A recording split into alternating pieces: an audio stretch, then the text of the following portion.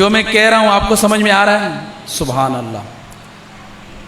आज की महफिल के दो उन्वान हैं, मिलाद मुस्तफ़ा और जलसा दस्तारे फजीलत।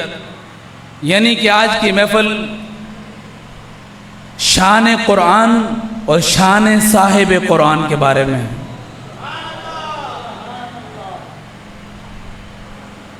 तो अल्लाह तबारक व तआला ने अपनी कलाम मुक़द्दस में मोमिनों पर एक एहसान जताते हुए इरशाद फरमाया, लक़द मन्नल्लाहु अलल मुअमिनीना इज़ बअस फ़ीहिम रसूलन मिन अनफुसिहिम, कि अल्लाह ने मोमिनों पर बड़ा ही एहसान किया कि उनमें अपना रसूल भेजा। और वह रसूल आकर क्या करते हैं? यतलू अलैहिम आयातिही, वो रसूल इन मोमिनों में आकर इन मोमिनों पर अल्लाह का कुरान तिलावत करते हैं। अल्लाह ने मोमिनों पर एहसान किया कि अपना रसूल भेजा। और रसूल की ड्यूटी क्या है? रसूल की जिम्मेदारी क्या है? रसूल का मिशन क्या है? यतलू अलैहिम आयातिही, इन मोमिनों पर अल्लाह के कुरान को पढ़ पढ़ कर तिलावत करना। तो इस आयत मुबारका में महबूब के आने की बात भी हो रही है और महबूब का कुरान सुनाने की बात भी हो रही है ना। वयुज़क्कीहिम, और वह रसूल अल्लाह की आयतें पढ़ पढ़ कर इन पर तिलावत कर कर के क्या करते हैं? वयुज़क्कीहिम, इन्हें पाक साफ सुथरा करते हैं। क्योंकि ये कुफ्र और शिर्क की निजासत से लबरेज थे, बुत परस्ती में मगन थे। कोई सूरज चांद की पूजा में था, कोई आग हवा मट्टी की पूजा में था, कोई 360 बुतों को खुदा बनाकर उनकी पूजा कर रहा था। तो यतलू अलैहिम आयातिही, वो अल्लाह की आयतें इन पर तिलावत कर कर के अल्लाह की आयत के जरिए बता रहे हैं कि लोगों, ये सूरज और चांद ये इबादत के लायक नहीं है। इबादत के लायक वो एक सच्चा खुदा है जिसने चांद को वजूद दिया है, जिसने सूरज को वजूद दिया है, जिसने आग हवा पानी मट्टी इस पूरी कायनात को पैदा किया है। वो पैदा करने वाला खुदा इबादत के लायक है। फिर क्या हुआ? जब रसूल ने आकर यतलू अलैहिम आयातिही, उस कुरान मुक़द्दस की आयतों को तिलावत करना शुरू किया, और वयुज़क्कीहिम, इन्हें पाक साफ सुथरा करना शुरू कर दिया। पाक साफ सुथरा किया। फिर क्या हुआ? वयुअल्लिमुहुमुल किताबा, इन्हें किताब की तालीम दी। कौन सी किताब है? वो यही कुरान मुक़द्दस है जो रसूल अल्लाह के रसूल ने इन्हें सिखाई। वल हिकमा, और इन्हें हिकमत की तालीम दी। वो रसूल इन्हें पाक साफ सुथरा करता है। वो रसूल इन्हें किताबुल्लाह की तालीम देता है। वो रसूल इन्हें हिकमत की तालीम देता है। व इन कानू मिन कब्लु लफ़ी दलालिम मुबीन, बेशक इस रसूल के आने से पहले ये लोग खुली गुमराही में थे। अब बात को बड़े गौर से सुनना है आपने। जब तक रसूल नहीं आए थे, हमारे पास किताबुल्लाह की आयतें नहीं थी।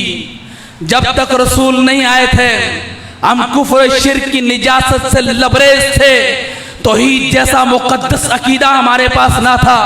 जब तक रसूल नहीं आए थे, हम जाहिल थे, नादान थे। किताबुल्लाह जैसी किताब हमारे पास न थी, सुन्नत रसूल जैसी हिकमत हमारे पास न थी। जब तक रसूल नहीं आए थे, हम गुमराह थे। दीन इस्लाम जैसी हिदायत हमारे पास न थी। फिर अल्लाह ने करम किया, अल्लाह ने एहसान किया, अपना रसूल भेजा।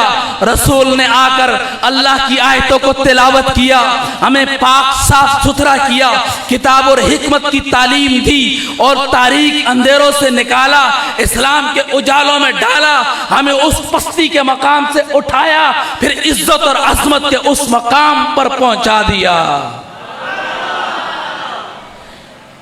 कल तक कुरान कहता है व इन कानु मिन कब्लु लफी दलालिन मुबीन, रसूल के आने से पहले तुम खुली गुमराही में थे, रसूल आ गए, मेरी और आपकी इज्जत को चार चांद लग गए, रसूल आ गए, हमारे अंदर इनकलाब आ गया, रसूल आ गए, हमें पस्ती से उठाकर इज्जत और अजमत की उस महराज पर पहुंचा दिया कि अब कुरान कहता है कुंतुम खैरा उम्मा उखरिजत लिन्नास, तुम सबसे बेहतरीन उम्मत हो,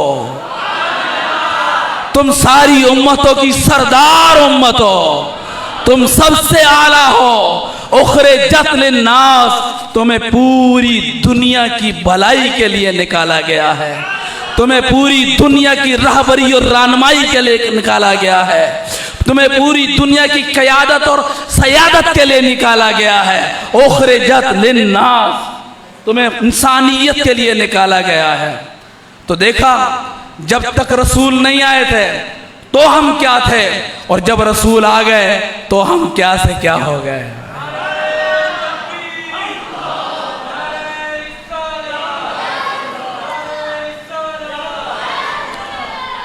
अब रसूल रहमत सल्लल्लाहु अलैहि वसल्लम जो अपने साथ दीन लेकर आए, वो दीन क्या है?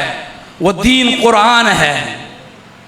जो आप दीन लेकर आए, जिसने हमारे अंदर इनकलाब पैदा किया, जिसने हमें चार चांद लगाए, वो जमाने में मुअज़्ज़ज़ थे साहिब कुरान होकर, तुम जलीलो ख्वार हुए हो तारे के कुरान होकर।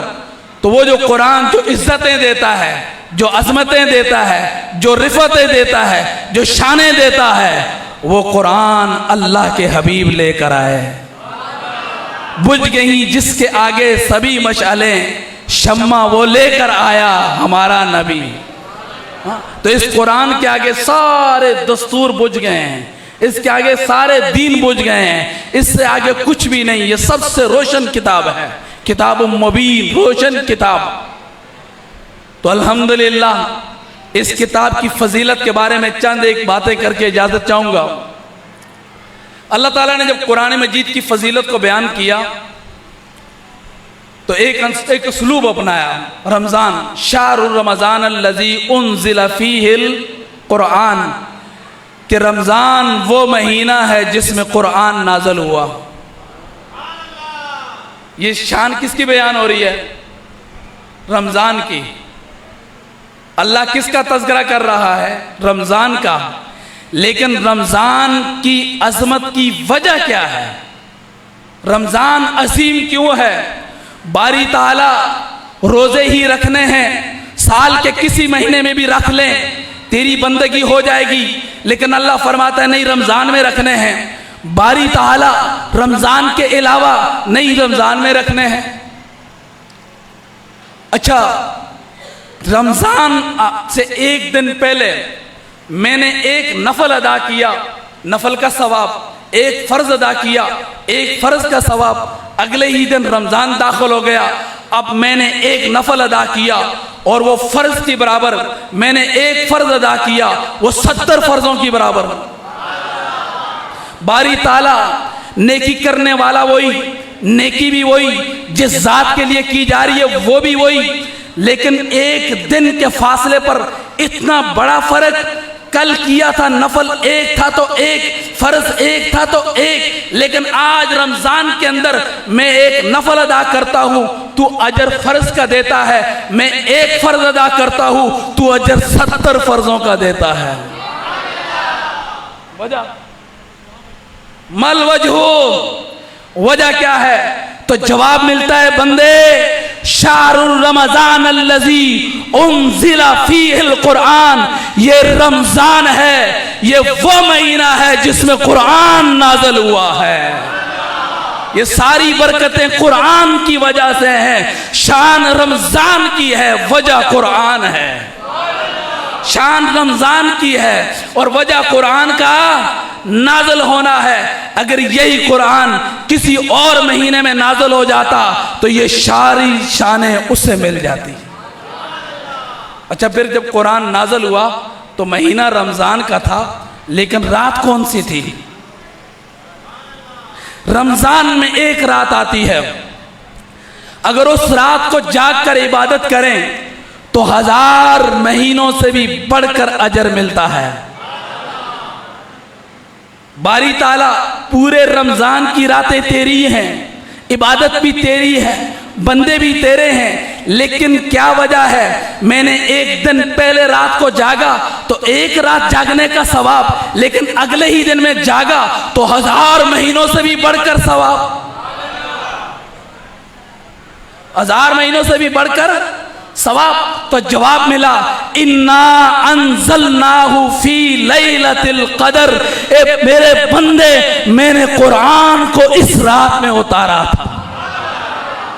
तो कुरान के उतरने की वजह से वो रात 1000 महीनों से बढ़कर हो गए। तो क्या मतलब?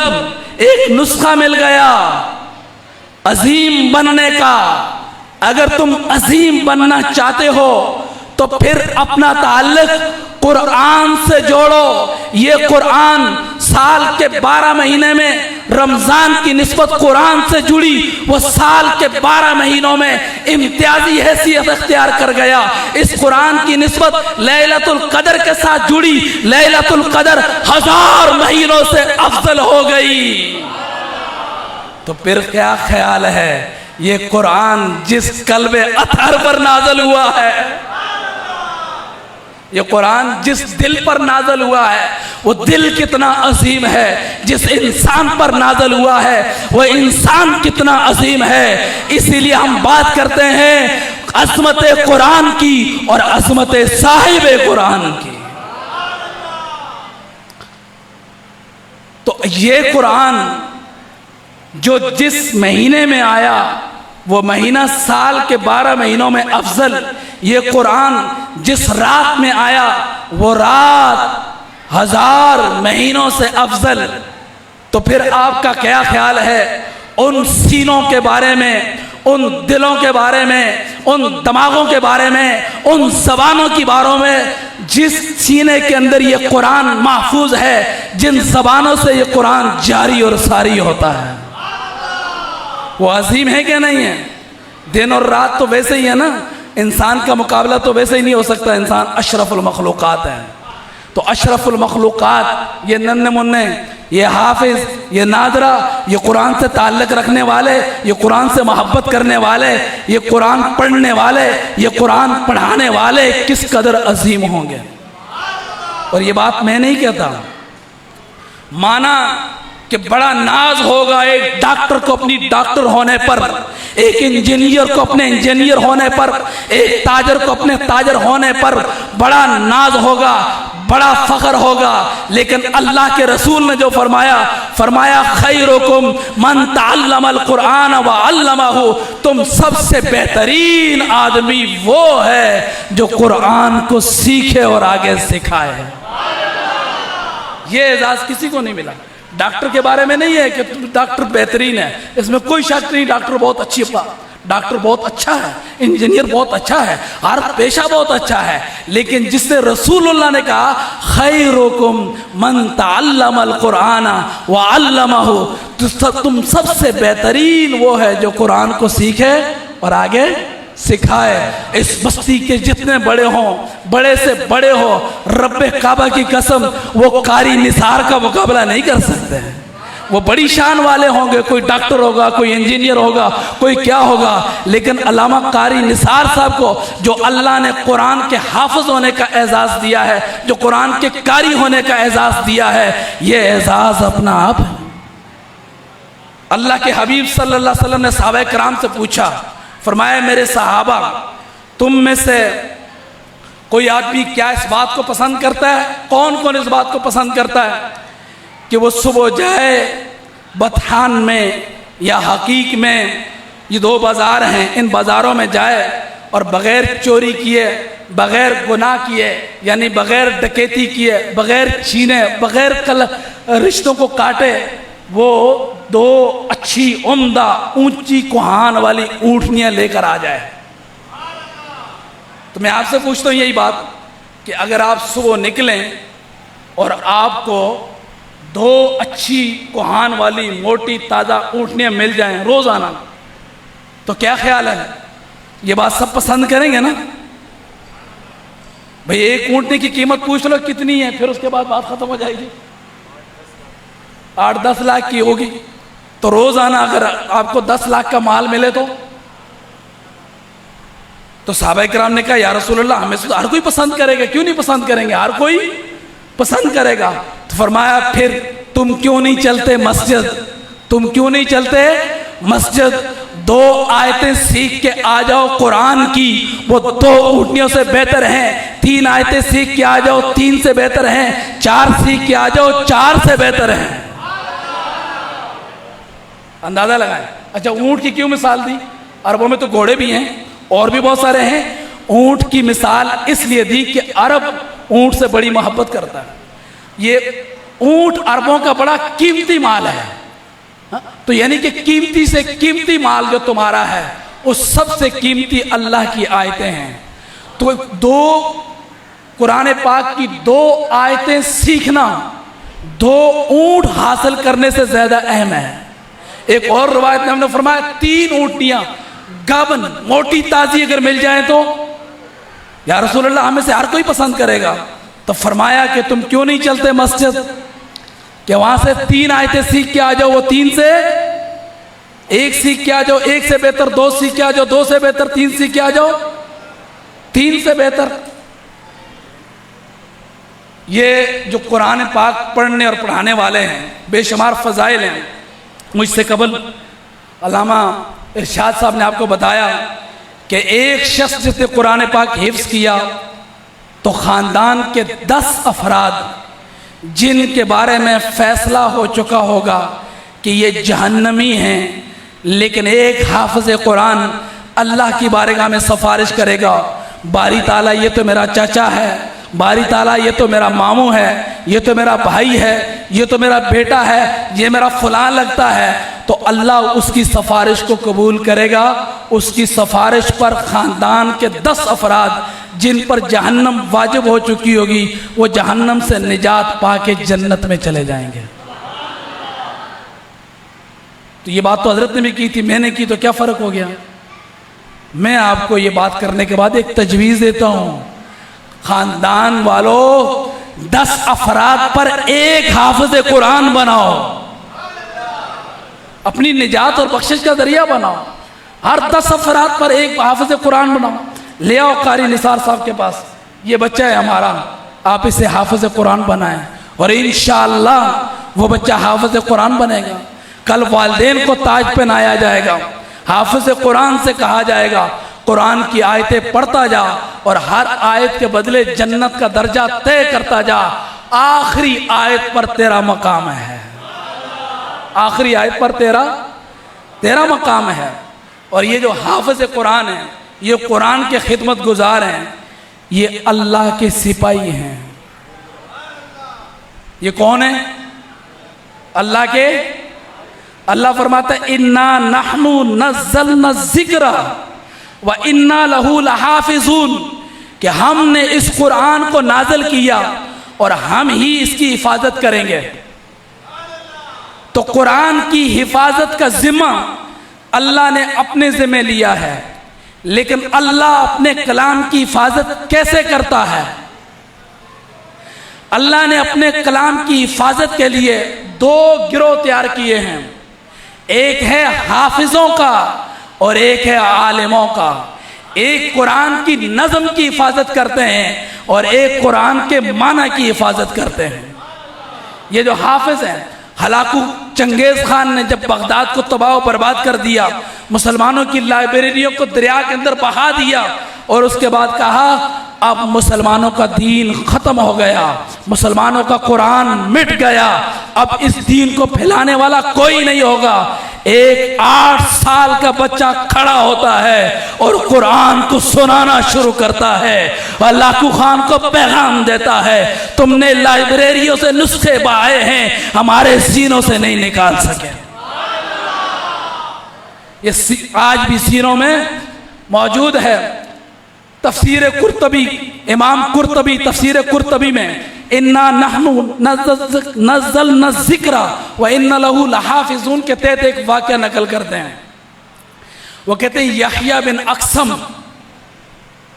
से रिवायत करते हैं कि यहया बिन अक़सम कहते हैं कि मामून रशीद का दौर है और मामून रशीद की मजलिस लगती है, उसके अंदर उलमा आते हैं, बहस मुबासा करते हैं, बड़ी तहकीक तखरीज करते हैं और जब मजलिस ख़त्म हो जाती है तो उनमें एक इंतहाई खूबसूरत चेहरे वाला वजी शख्स, बड़ी वजात वाला, वो भी उठ के जा रहा होता है और उसने बड़ी अच्छी बहस की होती है, बहस मुबासे में बड़ा शानदार हिस्सा लिया होता है। मामून रशीद उससे बड़ा मुतासर होता है और मामून रशीद उससे पूछता है, कहते कि लगते हो कि तुम इसराइली हो, यानी तुम यहूदी हो? तो उसने कहा जी हाँ मैं यहूदी हूँ। तो उसने कहा फिर तुम मुसलमान क्यों नहीं हो जाते? उसने कहा नहीं, मैं अपने बाप दादा का दीन नहीं छोड़ सकता, मैं अपने बाप दादा का दीन नहीं छोड़ सकता, मैं यहूदी रहूँगा, इसराइली रहूँगा। चला गया। ठीक 1 साल के बाद दोबारा वो मजलिस बर्पा होती है, उसी तरह बहस मुबासा होता है, वही शख्स फिर आता है, फिर उस बहस के अंदर हिस्सा लेता है, लेकिन अब की मर्तबा यहूदी बनकर नहीं बल्कि मुसलमान बनकर हिस्सा लेता है। और जब मजलिस खत्म होती है तो मामून रशीद पूछता है तुम वही इसराइली हो? उसने कहा मैं वही हूं लेकिन अब मैं मुसलमान हूं। उसने कहा बताओ तुम मुसलमान कैसे हुए? तो कहा आप जानते हैं कि मैं बड़ा ज़हीन हूं, मेरा दिमाग बड़ा काम करता है और मेरी खत्ताती, मुझे लिखना बहुत अच्छा आता है, मैं बहुत माहिर खत्तात हूं, मैं लिखता बहुत अच्छा हूं, मैं अच्छा पेंटर हूं।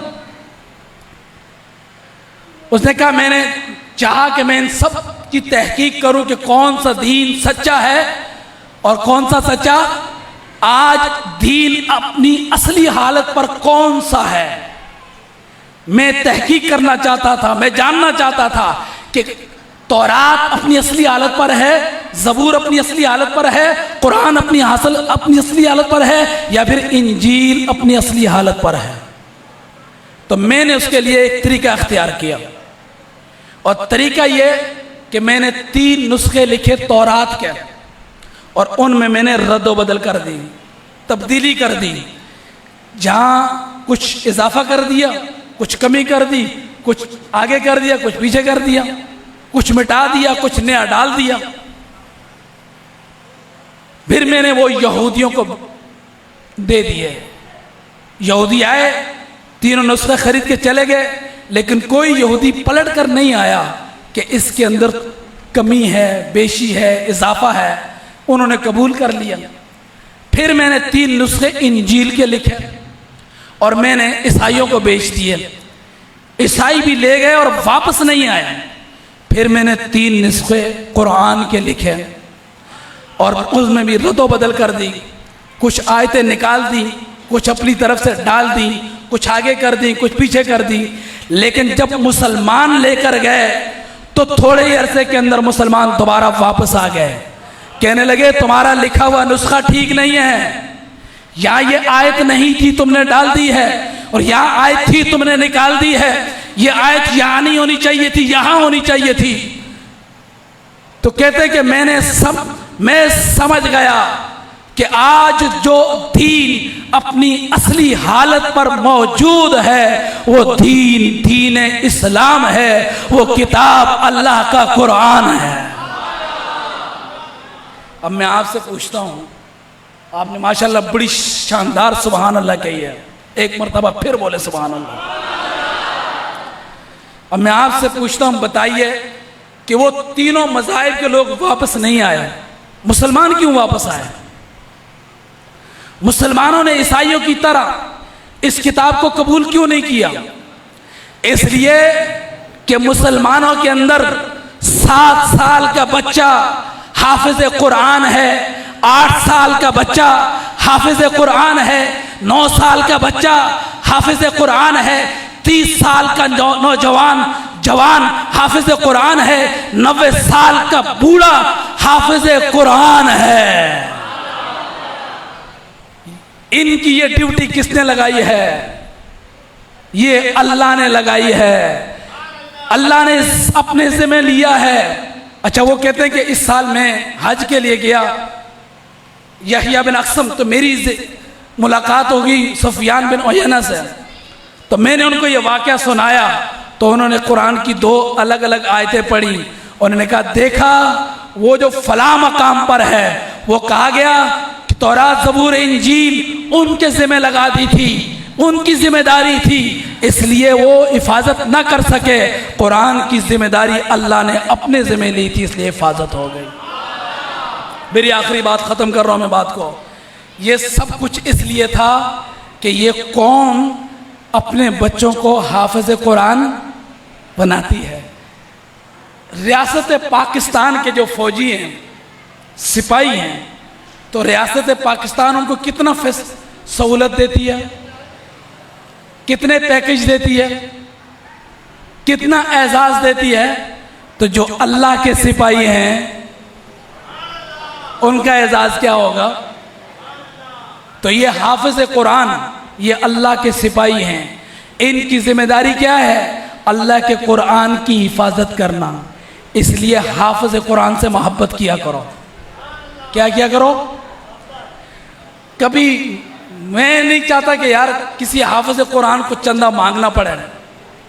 जब आप टेलीफोन का बिल दे सकते हैं, अपने मोबाइल का बिल दे सकते हैं, बिजली का बिल दे सकते हैं, पता नहीं कितने के बिल हैं, लवाजिमात हैं जो आप खुद देते हैं, तो क्या आपको नहीं पता कि आपके इलाके में मदरसा है? उसकी ज़रूरियात होंगी, वो जो हाफिज साहब पढ़ा रहे हैं उनकी ज़रूरियात होंगी, मस्जिद का बिल भी आता होगा, मदरसे का बिल भी आता होगा।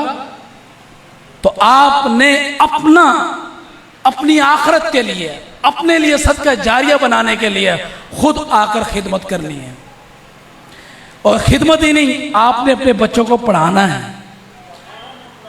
ये बहुत बड़ा काम है, ये मामूली काम नहीं है, बहुत शानदार काम है। हाफिज कुरान बनाना, आलम दीन बनाना। अल्लाह ताला से दुआ है कि अल्लाह ताला हम सबको इस पर अमल करने की तौफीक अता फरमाए। मैं एक मरतबा फिर दिल की अथाह गहराइयों से हज़रत अल्लामा हाफिज़ कारी निसार साहब को और हाफिज़ मोइनुद्दीन साहब को, जो सुबह खुद जाते हैं दियारेबी में, अपनी तालीम भी हासिल करते हैं, वापस आकर आपके यहाँ इमामत भी करते हैं। कुछ मजबूरियाँ होती है तो यहाँ रुकते हैं, वहाँ भी जाते हैं, यहाँ भी आते हैं। ये बड़ा काम है। आप सपोर्ट करें, जहाँ कहीं भी हैं, जिस मोहल्ले में हैं, आप खुद, मैं और आप, अगर बस्ती के अंदर, मैं एक मसला पूछ लेता हूँ हज़रत अल्लामा माजिद साहब से। अल्लामा माजिद साहब, कुरान मजीद का हिफ्ज़ करना, आलम दीन बनना, ये फ़र्ज़ किफ़ाया है। फ़र्ज़ किफ़ाया का मतलब यह है कि बस्ती में से कोई एक भी कर ले तो सारे बरी ज़िम्मा हो जाएंगे, और बस्ती में से कोई ना करे तो सारी बस्ती गुनाहगार होगी। ऐसा ही है। तो इसका मतलब क्या हुआ? अगर अल्लामा हाफिज निसार साहब ने ये जिम्मेदारी अपने ज़िम्मे उठाई है तो पूरी बस्ती वालों की तरफ से उठाई है। ये पूरी बस्ती वालों के नायब हैं, पूरी बस्ती वालों के वफद कायद हैं। इन्होंने इस बस्ती की तरफ से ये जिम्मा अपने ज़िम्मे ले लिया है कि मैं हाफिज कुरान बन गया तो पूरी बस्ती पर ये जिम्मा हो गई। ये हाफिज कुरान बना रहे हैं, पूरी बस्ती पर ये जिम्मा हो गई, तो पूरी बस्ती वालों पर इनका एहसान है। खबरदार, किसी ने आलम दीन को अपना मुलाजिम समझा, बेशक वो मस्जिद का इमाम है, किसी हाफिज कुरान को अपना मुलाजिम समझा, बेशक वो तनख्वाह लेता हो, वो मुलाजिम नहीं है। वो तुम सबकी खिलाफत अदा कर रहा है, वो तुम सबकी नयाबत अदा कर रहा है, वो तुम सबका नुमाइंदा है। अगर वो ये काम न करता तो तुम सारे पकड़े जाते, तुम सारे इस गिरफ्त के अंदर आते तो उसे अपना कायद समझो, उसे मोहब्बत रखो, उसका एहतराम करो और दीन के कामों में उसका बाजू बनो, उसका साथ दो।